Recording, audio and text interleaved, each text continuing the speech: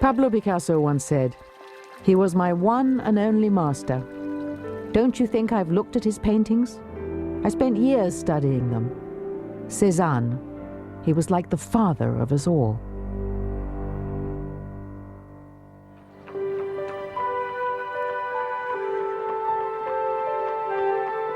In 1895, a French painter from a small town of Aix-en-Provence was given the first solo exhibition of his work in the heart of the art world, Paris.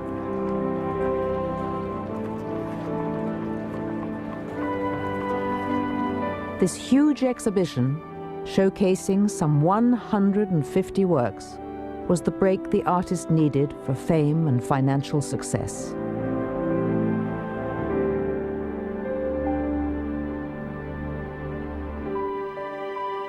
Paul Cézanne had been painting for more than 40 years with little public recognition. But when his exhibition opened, he wasn't there. He stayed home in Provence, painting.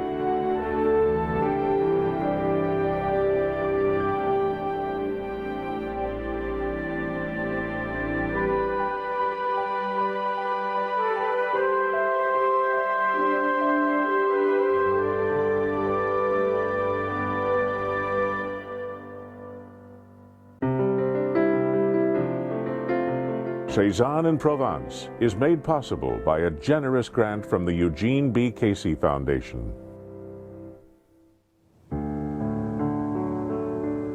There are treasures to be taken away from this country, which has not yet found an interpreter equal to the abundance of riches which it displays.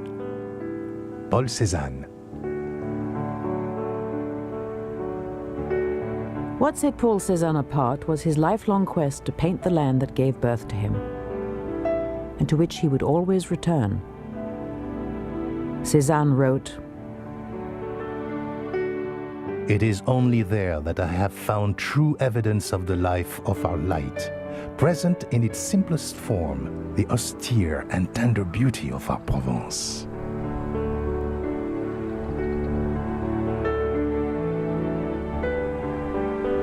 Provence and Cézanne defined each other. As a child, he ran in its fields, bathed in its streams, and climbed its hills. One companion, a boy named Émile Zola, would grow up to be as important an author as Cézanne was an artist. When Zola left their hometown, Aix-en-Provence, the young Cézanne wrote to his friend, "My dear Émile, do you remember the pine tree which, planted on the bank of the river Arc, bowed its shaggy head above the steep slope extending at its feet? This pine which protected our bodies from the blaze of the sun. Ah, may the gods preserve it from the woodcutter's axe." Cézanne and his friends were very well versed in the classics, so they had a very deep understanding of Arcadian literature, the way that Virgil and other writers created an Arcadian world, a perfect world. And when they looked at the beautiful countryside around Aix-en-Provence, the unspoiled countryside as it was at that time, they saw themselves in a sense living in a modern Arcadia.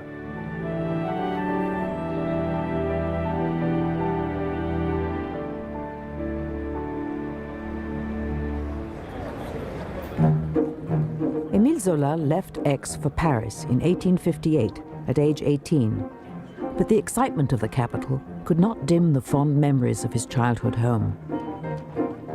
Paris is big, full of amusements, of charming women. Aix is small, monotonous, petty, also full of women. God forbid I should slander the women of Aix. And in spite of that, I prefer Aix to Paris. Is it because of the trees swaying in the breeze? Because of the wild gorges, the rocks piled high on top of each other? Is it the landscape of Provence which draws me there? I do not know. Yet, my poet's dreams tell me that a rough rock is worth more than a freshly whitewashed house. The murmur of the waters is more than that of a big town. Virgin nature, more than nature starched and tormented.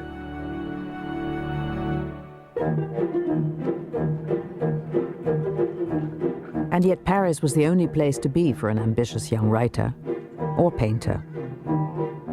Zola wrote to Cezanne, Paris offers you an advantage which you could find nowhere else. From 6 in the morning until 11 o'clock, you could paint from a living model in an art school studio, then take your lunch. And from 12 until 4 in the afternoon, you could copy a masterwork which attracts you in the Louvre or in the Luxembourg Museum. That would mean 9 working hours. I believe that is sufficient.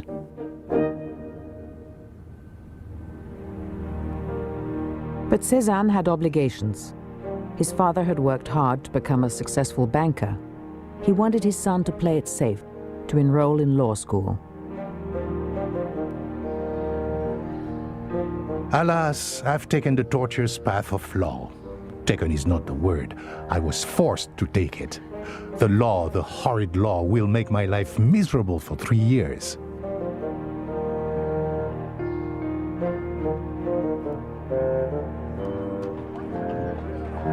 Cezanne longed to study art in Paris, but even in his youth, he knew that it would never replace home. He wanted to be an original, an artist of unique vision. Émile Zola agreed. My dear Cezanne, I approve completely of your idea of coming to Paris to work and then returning to Provence. I believe that this is a way to escape from the influence of the schools and to develop some originality, if one has any.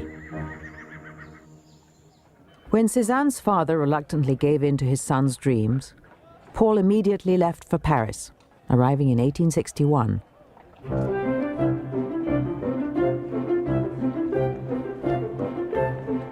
I have seen the Luxembourg and Versailles and the Louvre.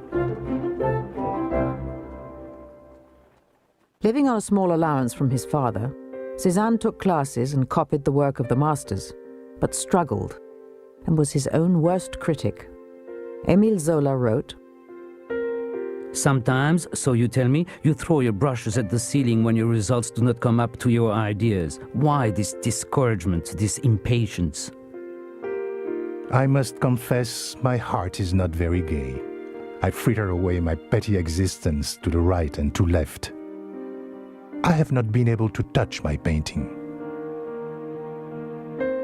To prove something to Cezanne would be like trying to persuade the towers of Notre Dame to dance a quadrille. Nothing can bend him. Nothing can wring a concession from him. Otherwise, he remains the best fellow in the world. He was a young provincial artist with a heavy Provençal accent. And he fell in with the circle around Edouard Manet. Manet was a very sophisticated, totally Parisian artist. And the artists who worked around him were similar, very high bourgeois, confident, sophisticated Parisians. And Cezanne came there and really felt the country bumpkin.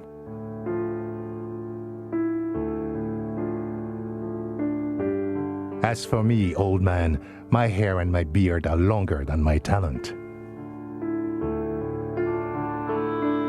Rather than try to emulate them, he played up the role of the rebel artist, the rough country type.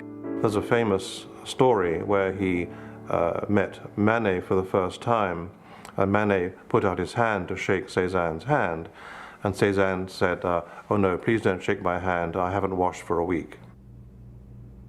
That was his whole goal, to make a point of being a Provençal, someone from an entirely different culture. That's why he spoke Provençal. All around Paris, he wore his Provençal outfit. You know, he had a red belt wrapped around his waist. That was part of the traditional Provençal dress. Like other ambitious artists of his time, Cezanne submitted his work to the all-powerful, government-sanctioned exhibition called simply the Salon. Each year, an elite jury sat in judgment with the power to make or break a career. Rewarding technical skill over artistic innovation, they rejected anything that threatened the status quo. The Impressionists, and indeed Cezanne himself, had a somewhat ambivalent attitude to this world. Cezanne actually always wanted to be accepted at the Salon, but he realized that he wasn't going to be, so he took the contrary route and actually did provocative paintings that he knew would be rejected. On Saturday, we're going to the Champs-Élysées to bring our canvases, which will make the Institute blush with rage and despair. In 1866, Cezanne sent his portrait of Anthony Valabregue, who was a poet and a friend of his from Aix-en-Provence, to the Salon. He knows it will be rejected, so that's also a way of getting publicity. I mean, in a way, it was a self-promotion to be seen to be thwarting the authorities. As was expected, Paul has been refused by the Salon jury, so have all the others. They have gone back to work. Although working among the Impressionists, Cezanne managed to stand apart from them, striving to make a unique contribution to the form. Not an easy thing to do when there was so much competition around in Paris in the 1860s and 70s. His work done in Paris in the 1860s is dark, dramatic, often very thickly and awkwardly painted. And I think this was a deliberate provocation to his contemporaries to show that he was a rough, tough, provincial artist laying on the paint by the trowel load.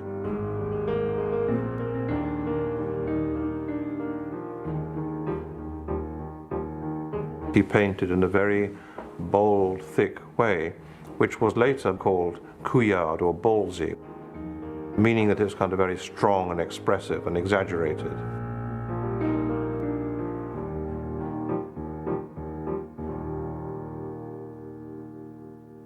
We think of the Impressionists, Monet, Manet, and Renoir, among others, as being rebels themselves, but essentially this is a little bit of a romanticized view. They were courting both the establishment and the rebellious avant-garde. Now Cezanne was one step further than them in rebelliousness. The others, Courbet, Manet, Monet, etc., feel and see as I do, but they have no courage. They paint pictures for the Salon. I, however, dare. I have the courage of my convictions, and he who laughs last laughs best. He develops more and more in the original direction which his nature prescribes for him. I have great hopes. Traveling back and forth between Paris and Aix, Cezanne practiced his craft and searched for his own style.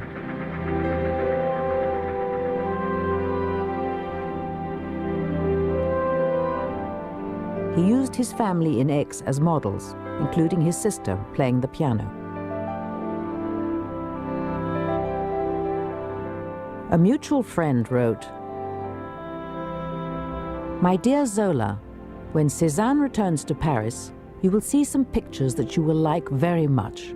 Among others, a portrait of his father in a big armchair, which looks very good. The painting is light in color and the attitude very fine."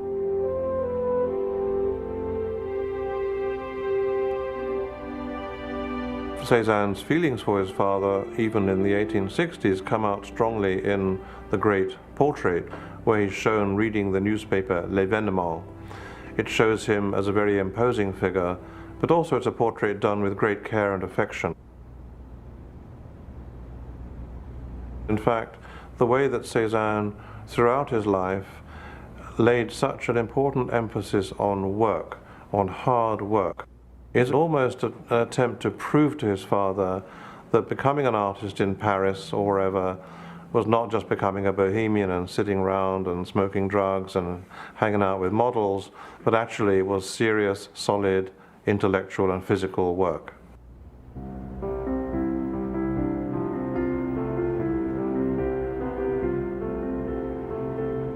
However, in 1869, the painter met a Parisian model, Hortense Fiquet. She became his lover, his lifelong companion, and the mother of his child. My sense is that she was a commanding and strong-willed woman, which would be a good match for Cezanne, likewise a commanding, strong-willed man. And she held the household, he was the artist.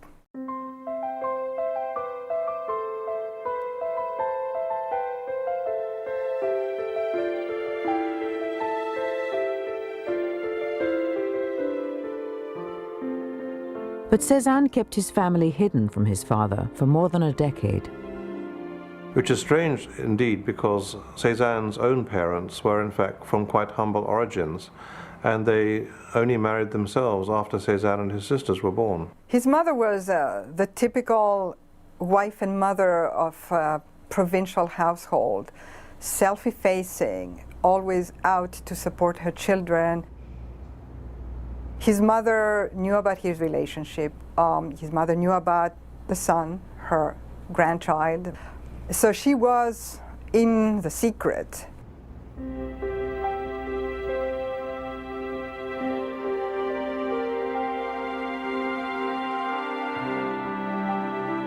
Beginning in the late 1860s, Cezanne's work was profoundly affected by his close friendship with the Impressionist Camille Pissarro.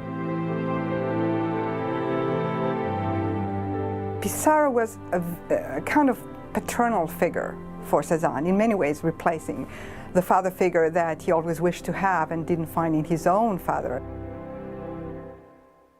And what Pissarro taught him, and in the broader sense what he learned from Impressionism, was to work out of doors, to experience nature at first hand, and to paint nature with a broad, free, brushy technique.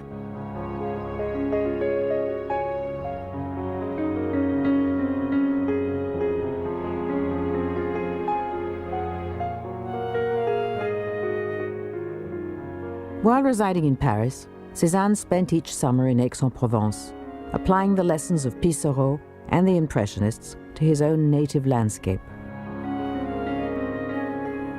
All pictures painted inside in the studio will never be as good as those done outside.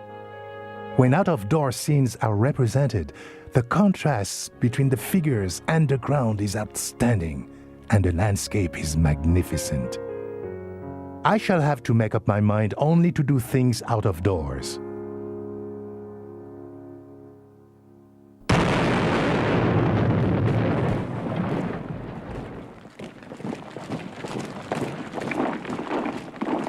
When France declared war on Prussia in 1870, Cezanne left Paris and settled in the village of L'Estaque on the Mediterranean coast.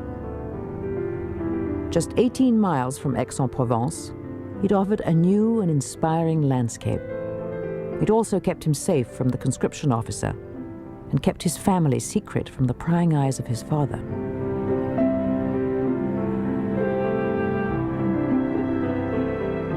His studies of the sea at L'Estaque led to a gradual lightening of his palette and to a new way of capturing light on canvas.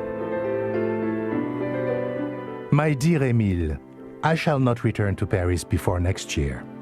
I have rented a little house and garden at L'Estaque, just above the station and at the foot of the hill, where behind me rise the rocks and the pines.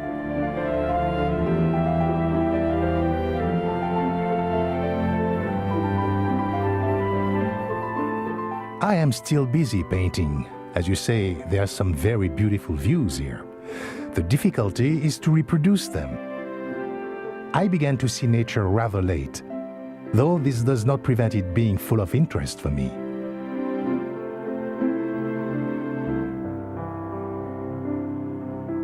Cezanne's art develops as a way of rejecting Paris and taking on Provence as his one and only context, while at the same time trying to apply to Provence what he learned from Paris. He wrote back to his friend Pissarro in Paris that for the first time he understood what the Impressionists meant by using patches of color as opposed to modeling in tone.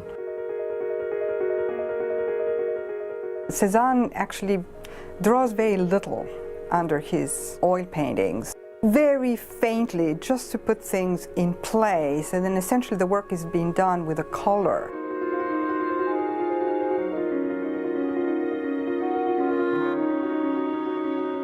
The traditional academic way of painting was to model a form gradually from light to dark or vice versa. What the Impressionists introduced was a way of painting where juxtaposing colored brush marks, patches of color, which would serve to model a form.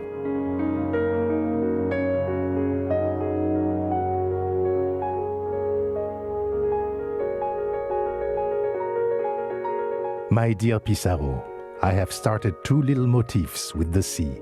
It's like a playing card. Red roofs over the blue sea.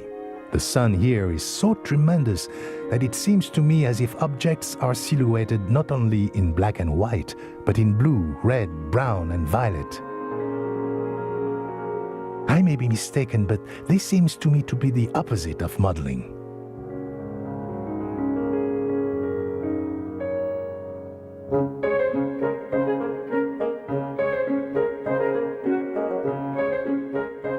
In 1874, Claude Monet organized an independent exhibition entirely free of the Salon's rigid ideals. It included paintings by names now recognized among the most famous in the history of art: Degas, Renoir, and Cezanne.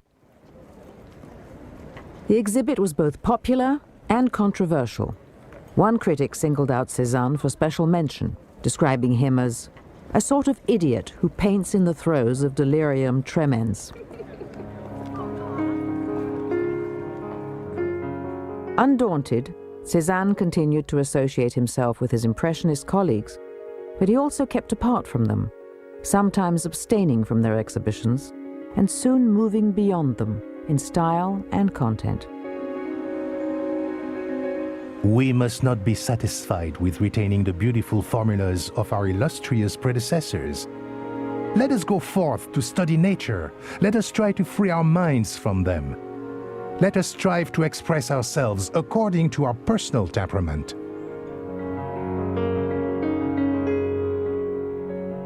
The way he took one phase of modern art and transformed it into something entirely different.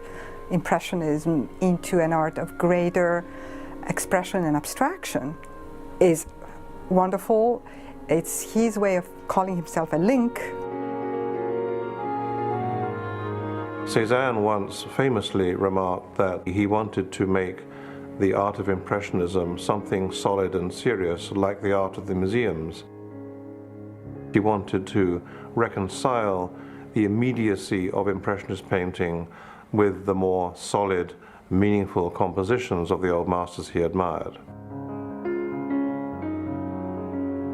I am beginning to consider myself stronger than all those around me, and you know that good opinion I have of myself has only been reached after serious consideration. I have to work all the time. I must strive after perfection only for the satisfaction of becoming truer and wiser. Maybe his greatest goal was to try to put into permanent artistic form his feeling of engagement with the world, his sense of being in the world, if you like, his existential experience as a man and an artist, to somehow capture that in paint, to render, as he said very often, a harmony parallel to nature.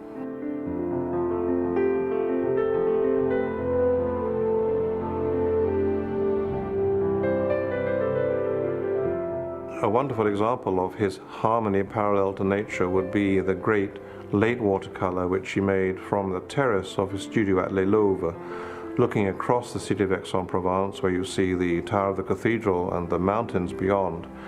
And it's a great watercolor in the way in which he lays these wonderful color washes one on top of the other in a very rhythmic way across a sheet of paper. It has its own internal logic, its own internal harmony, parallel to the divine harmony, as he would say, in nature.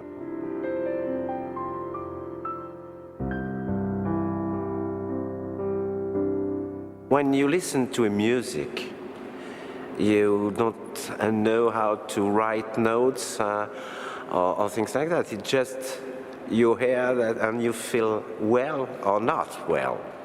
And it's the same with the painting, but it's with your eyes. And when you read a poem, it's the same thing. You have emotion.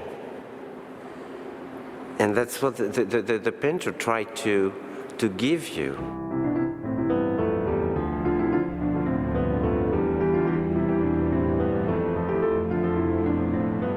As Cezanne moved into middle age, he anchored himself in his beloved Provence. His focus on its unique landscape helped him to grow in new directions. He made his own way and helped set the standard for those who would follow.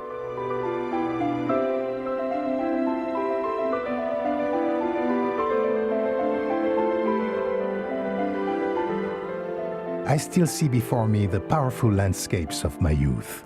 I feel so strongly that I belong to them, that what little love and truth there is in me comes from their tranquil passion.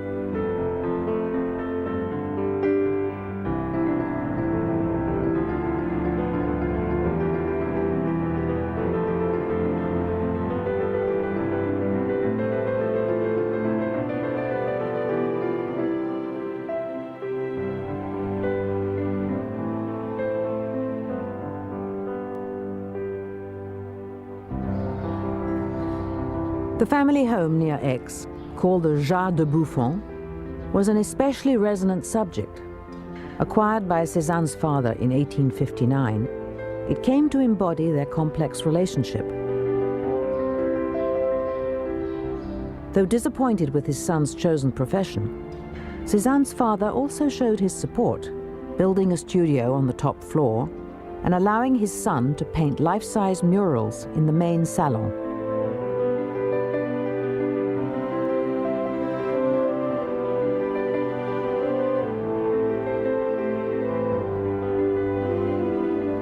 The Jardin de Buffon gave Cezanne somewhere that was private, a kind of almost a secret studio, both in the house and then in the grounds, a kind of outdoor studio, where he could work uninterrupted, unobserved, and develop his art.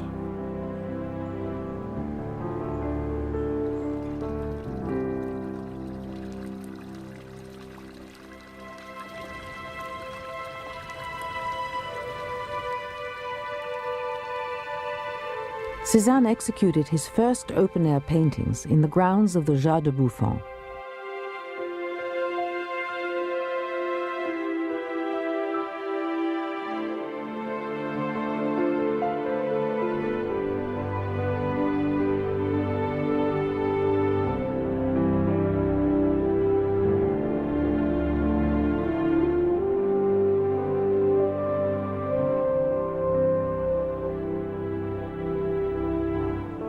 Ultimately, painting the view of the Montagne Saint-Victoire seen through a screen of trees.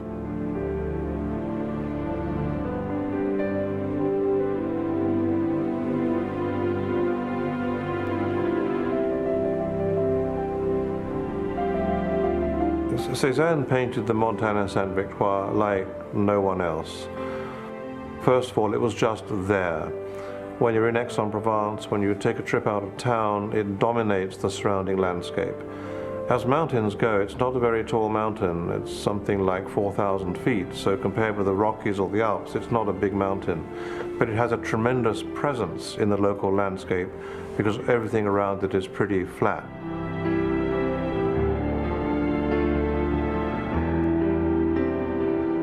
My dear Émile, when I went to Marseille, a stunning motif appears on the east side, Sainte-Victoire and the rocks that dominate.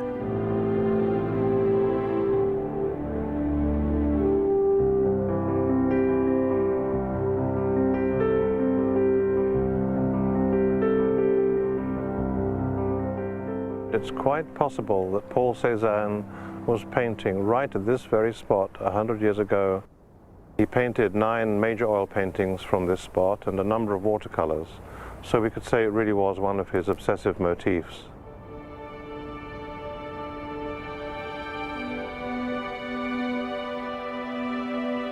Montagne Saint-Victoire held both a philosophical and aesthetic fascination for Cezanne. He understood that it was ancient. His friend Marion had discovered prehistoric remains there. It had been a religious symbol in pre-Roman times. And it had tremendous personal associations for him. It was a place where Zola and their other friends had explored during their carefree youth. It presided over the landscape that he had loved so much as a child.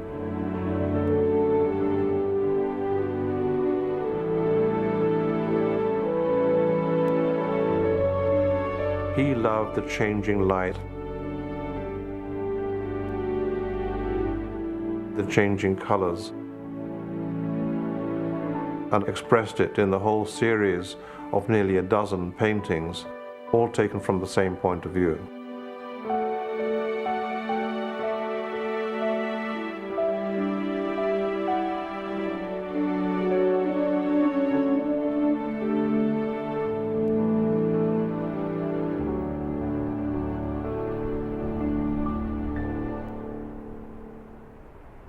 I am still striving to discover my way as a painter. Nature presents me with the greatest difficulties.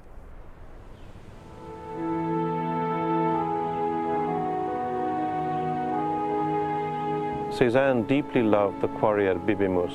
It's a place where he could almost literally penetrate the landscape of his native Provence.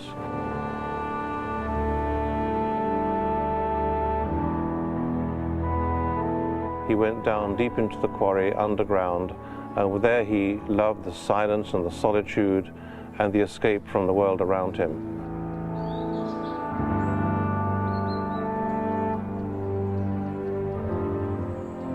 Also, I think he was attracted by the way the rocks had been cut, by the striations of the chisels that we can still see today, was something that I think appealed to his aesthetic sensibility and found a kind of correspondence in his own brushwork.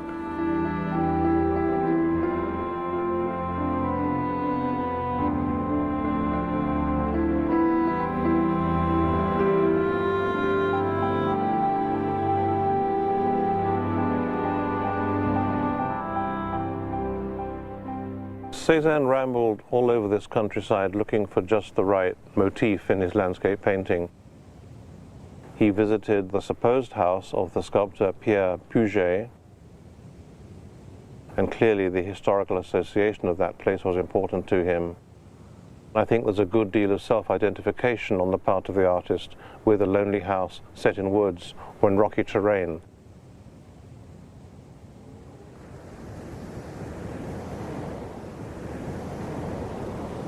He loved the solitude of the back country behind L'Estaque, where he painted the dramatic rocks.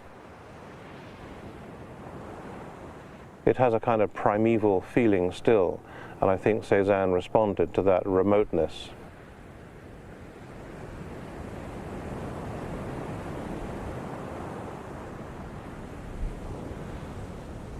Climbing the hills and the sun goes down, one has a glorious view of Marseille in the background, all enveloped towards evening to a very decorative effect.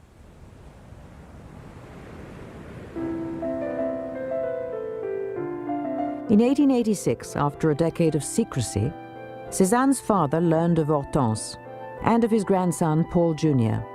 All were reconciled, and Hortense and Cezanne were married, just months before his father's death. But in that same year, Émile Zola published L'Œuvre, a novel which featured a barely concealed and unflattering portrait of Cezanne. Zola wrote, He threw himself into the impossible task of putting all nature on one canvas, and exhausted himself without ever bringing forth the expected work of genius. It was the end of their friendship. In spite of his excellent nature and rich natural gifts, Paul cannot bear any criticism, however gentle it may be.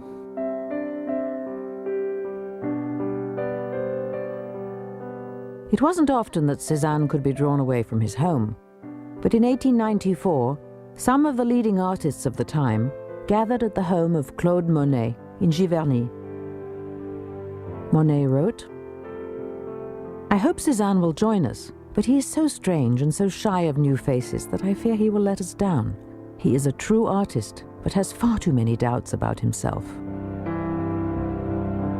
Cezanne did attend. One female artist described him in vivid detail. When I first saw him, I thought he looked like a cutthroat with large eyeballs standing out from his head in a most ferocious manner, a rather fierce-looking, pointed beard, and an excited way of talking that positively made the dishes rattle. I found out later that far from being fierce or a cutthroat, he has the gentlest nature possible. He doesn't believe that everyone should see alike.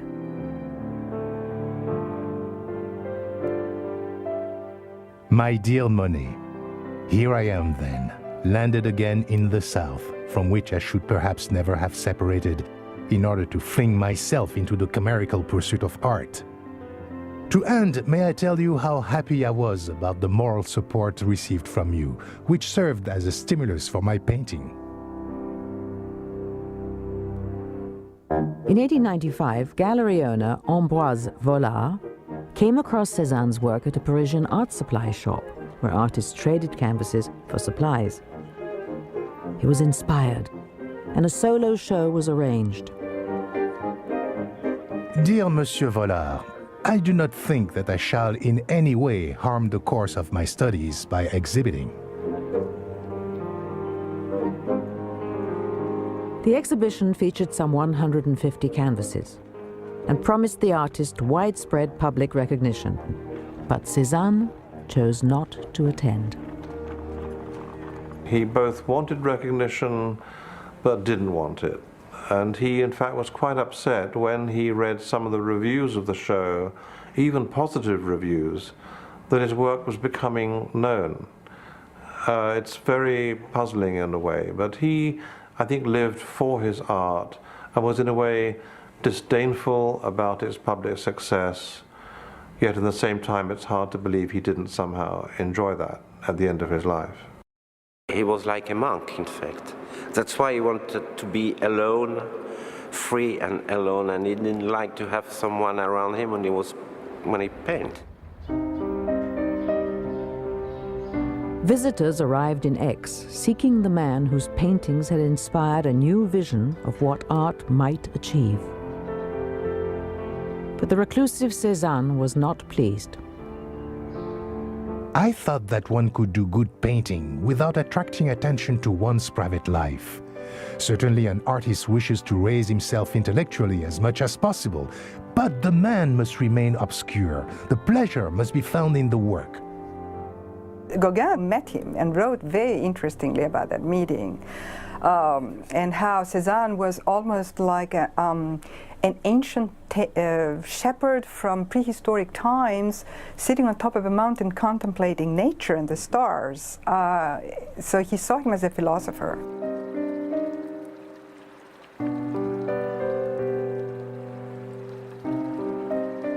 In 1899, the Jas de Buffon had to be sold after Cezanne's mother's death.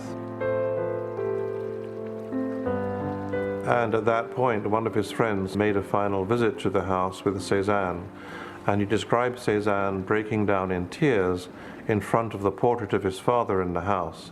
He was so moved and upset by the selling of the house, partly because it was so deeply associated with his father, with whom he had very affectionate memories.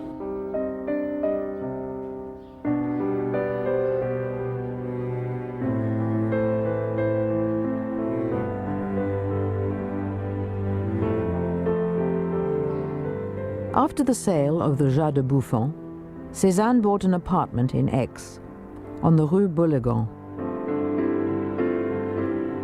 He built a studio on the top floor, with a north-facing window for the best light. He lived there for several years, but the space was small and cramped, and he felt the need to have a larger studio. Dear Monsieur Vollard, I have had a studio built on a small plot of land that I bought for that purpose. I shall inform you of the results achieved as soon as I have obtained some satisfaction from my efforts. This is the Atelier des Louvres, the studio which Cezanne built at the very end of his life in 1902, and where he worked principally for the last 4 years until his death in October 1906. He built it for two main reasons. One was that he needed isolation to work successfully.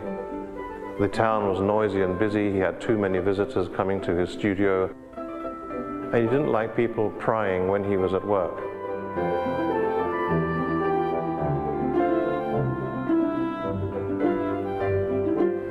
The second reason was that he had begun at the end of his life to paint some monumental canvases, mainly devoted to the female nude, and he needed a very large space in which to paint them, and this room fitted the bill.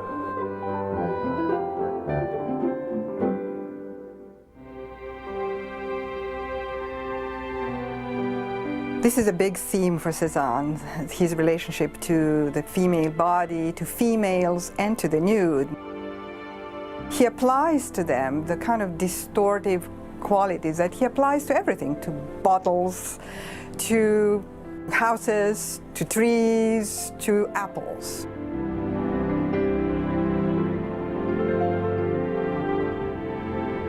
It's all part of that deliberate awkwardness, that primitivizing quality that he wants to establish as an aesthetic value, which he also sees as being an aesthetic value of the provincial countryside.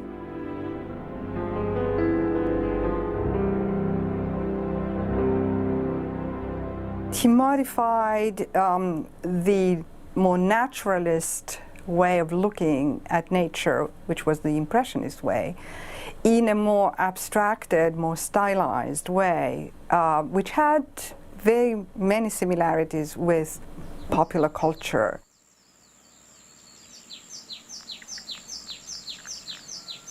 The studio was constructed with this very large north window. Cezanne, like most painters, liked the cool, clear northern light when he was working. And there are also drapes there so that he could adjust the intensity of light, because the light here in Provence can be very, very bright indeed. And then also behind me you see a special tall, narrow doorway, a kind of slot, which he had built in, again, especially so that he could roll the very large canvases in and out of the studio.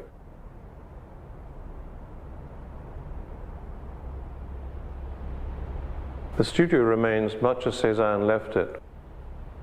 Many of the objects were here during his lifetime, including the big ladder which he used to paint the top part of the very large paintings.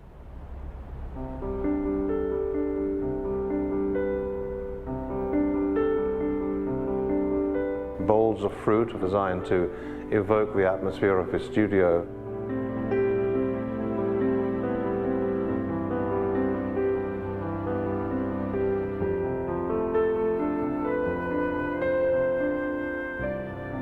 A small plaster Cupid, which in his lifetime was attributed to the Provençal artist Pierre Puget, whom he greatly admired.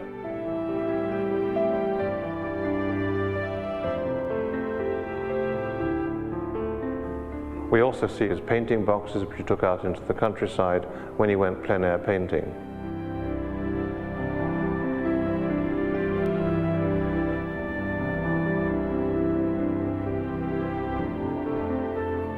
The man of letters expresses himself in abstractions, whereas a painter, by means of drawing and color, gives concrete form to his sensations and perceptions.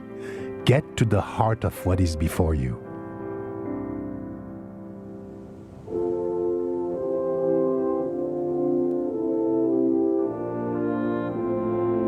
The long years of hard work had brought him to the very position he had sought from the beginning. His work was forever linked to the landscape, but it never stopped evolving. Within the views he painted of the mountain from near Les Louvres between 1902 and his death in 1906, there's quite a variety of style.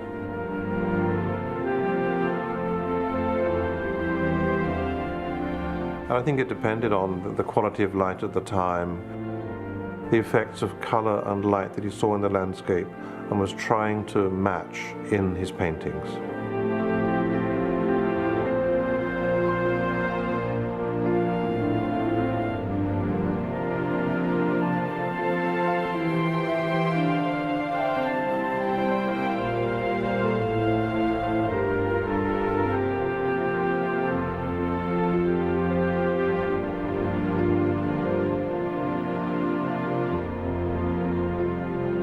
we need to take into consideration too that Cezanne's eyesight may have been failing towards the end of his life. This is perhaps a rather controversial point of view, but we shouldn't forget that he had been suffering from diabetes since 1890.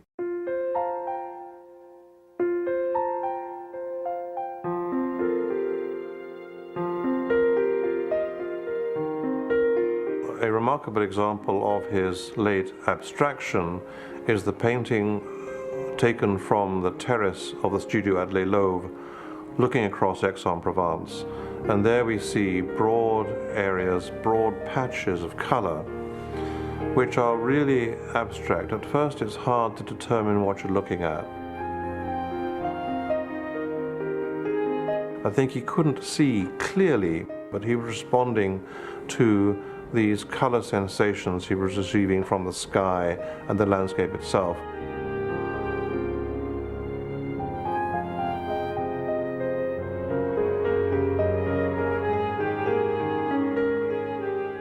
Now, being old, nearly 70 years, the sensations of color which give the light are for me the reason for the abstractions, which do not allow me to cover my canvas entirely, nor to pursue the delineation of the objects where their points of contact are fine and delicate. On the other hand, the planes fall one on top of the other. Nature, if consulted, gives us the means of attaining the end.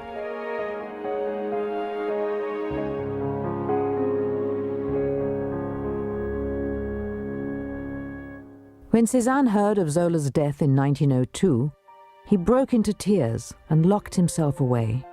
The sense of frustration he had often shared with his old friend had never lessened. My age and health will never allow me to realize my dream of art, which I have been pursuing all my life. To my mind, one does not put oneself in place of the past. One only adds a new link. He was looking for something that he always seemed to be beyond what he had created. In some ways, is that he never recognized the value of his works.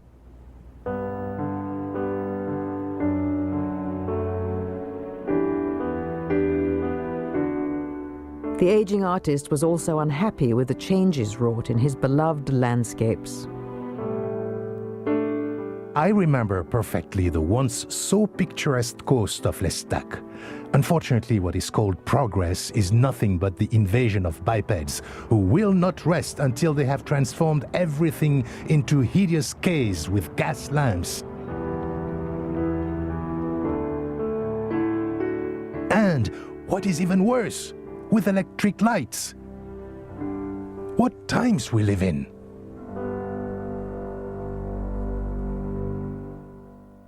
He wrote often to his son Paul. My dear Paul, in order to give you news as satisfactory as you would like, I would need to be 20 years younger. I eat well, and a little moral satisfaction would do me a lot of good, but work alone can give me that.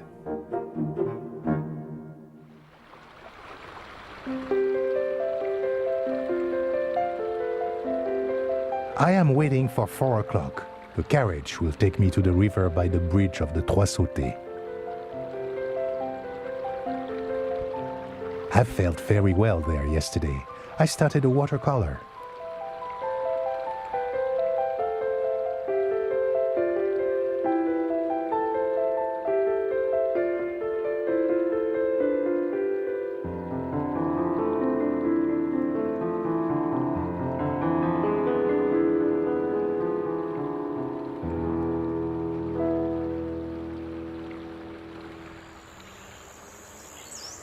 I am going up to the studio. I get up late this morning, after 5 o'clock. My dear Paul, I have nothing to do but paint. Cezanne was already moving into a mood of greater distance and bitterness from the artistic world of his time, especially the world of artistic trade, of galleries, exhibitions. In fact, he wasn't interested in showing anymore. What absorbed him by them was entirely problems that had to do with his painting. How do you handle volume? How do you handle perspective? How do you handle nature? How do you handle tradition? The sense you get is one of consistent search in Cezanne. The skulls became a very significant motif for Cezanne at the end of his life. He was very conscious of his own mortality.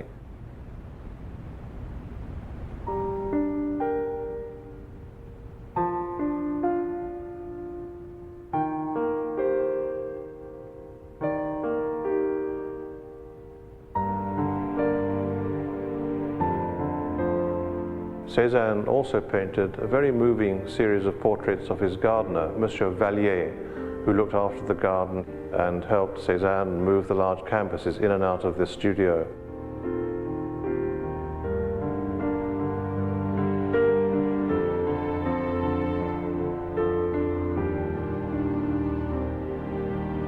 The portraits of Vallier are very moving, very Rembrandtesque. They're extremely thickly painted, emphasizing the old man's rugged features and gnarled hands. And I think that Cezanne saw in this old man a kind of premonition of his own old age and his impending death.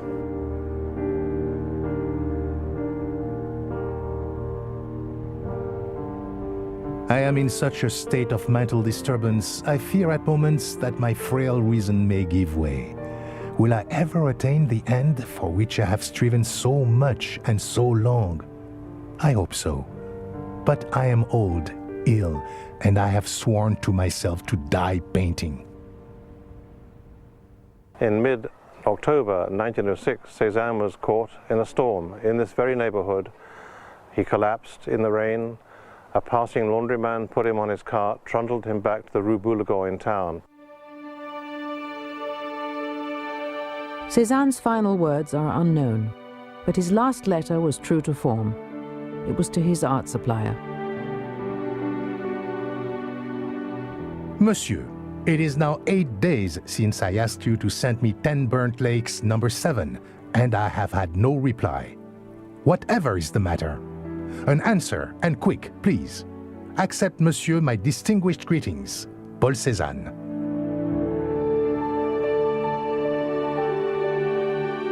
An independent man, an artist proud to call himself provincial.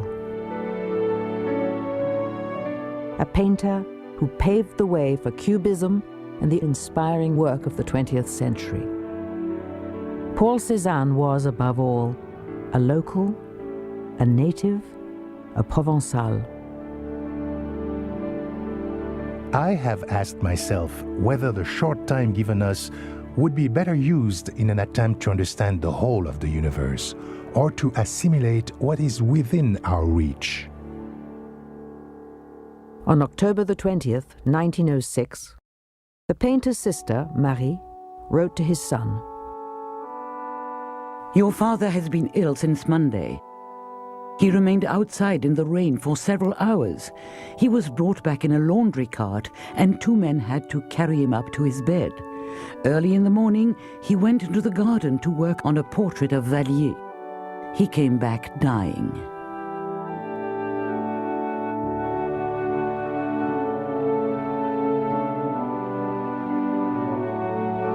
Three days later, on October the 23rd, 1906, Paul Cezanne died.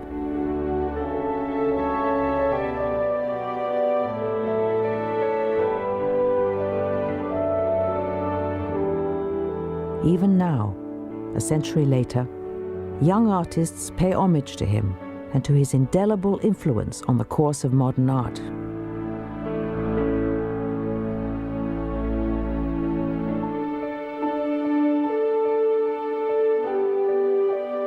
We must not be satisfied with retaining the beautiful formulas of our illustrious predecessors. Let us go forth to study nature. Let us try to free our minds. Let us strive to express ourselves according to our personal temperament. Paul Cezanne. To learn more about the life and work of Paul Cezanne, visit the Cezanne in Provence website on pbs.org. Cezanne in Provence is available on videocassette or DVD. The companion book is also available. To order, call PBS Home Video at 1-800-PLAY-PBS.